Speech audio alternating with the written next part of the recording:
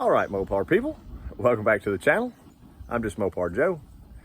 So a lot of people have a different opinion on what we should do for the piston offset, flipping the pistons in the block basically on a stock engine.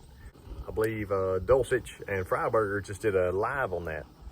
But Uncle Tony kind of came out with that idea, and he kind of cites it back to the old Mopar paraphernalia of the magazines and such. So either way, I've got an idea on it, and I'm not a big deal at all, but I think I've got it figured out.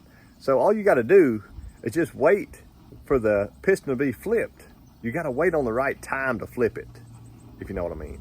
So here's the best example I can give you for that. There it is. See, this one is just right to be flipped.